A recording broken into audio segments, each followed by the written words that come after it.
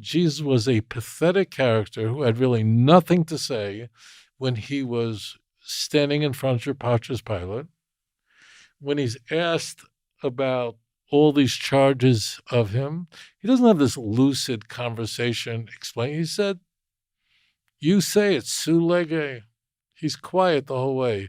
He doesn't understand why this is happening to him. He's beside himself. This clip is from Rabbi Singer, who addresses Jesus' cry of dereliction from the cross in Mark's Gospel. Now, he makes three unusual, even provocative claims about Jesus' feeling of abandonment on the cross. Now, we're going to have a watch about what Rabbi Singer has to say, and I'm going to give my response to his interpretation. So, let's jump in. Where Jesus screams out, my God, why hast thou forsaken me?" And it is a quote from the book of Psalms, chapter 22. The author of the second gospel is seeking to show that Psalm 22 is a prophecy about Jesus. Now, of course, it isn't. Psalm 22 was authored by King David. We know it because we're told that. It has nothing to do with a future Messiah. It has to do with David. Now, the rabbi here makes Psalm 22 an either or. Either Psalm 22 is about David or it is about Jesus. But this is too reductionistic. You see, as the belief in the royal Messiah grew in Second Temple Judaism, the Jewish people turned to the figure of David to inform their beliefs about the royal Messiah from the line of David. Therefore, the Divinic Psalms, which are initially written by David, take on a second layer of meaning pointing to the future royal Messiah. Therefore, Psalm 22 has two layers of meaning. First, initially it's about King David, but then second, it takes on an eschatological meaning for the coming royal Messiah, which Christians believe is Jesus. But Rabbi Singer not only misunderstands the different layers of meaning in Psalm 22, but he also commits a fallacy of reasoning. Let's keep watching to find out what this fallacy is. So in the cry of dereliction of 15, verse 34, the author doesn't care that it doesn't make sense. It just feels good there because Mark, the author of the first gospel, is portraying Jesus as completely helpless on his way to the cross. Mark's interest is showing that Jesus was a pathetic character who had really nothing to say when he was standing in front of Pontius Pilate. When he's asked about all these charges of him, he doesn't have this lucid conversation explaining. He said, "You say it's su lege." He's quiet the whole way.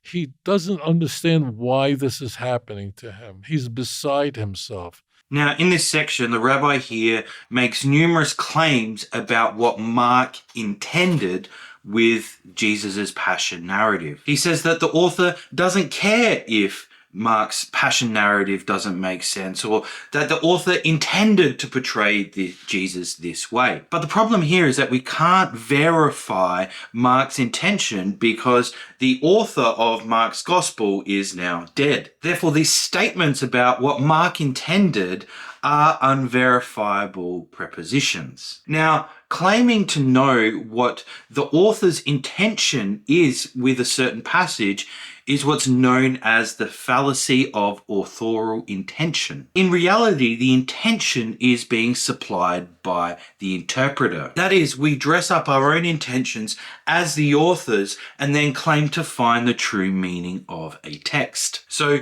Rabbi Singer's comments here reveal more about himself than it does actually about what happens in Mark's Gospel. But what about Jesus' cry, my God, why have you forsaken me?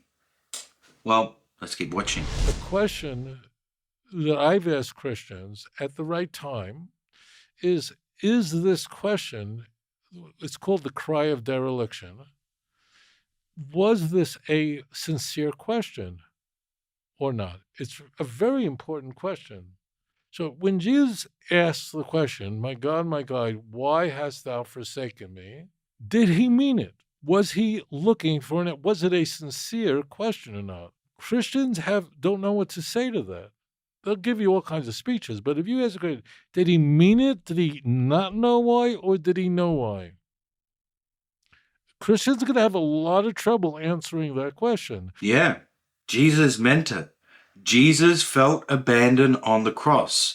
There's no reason to doubt the sincerity of Jesus' emotion right here.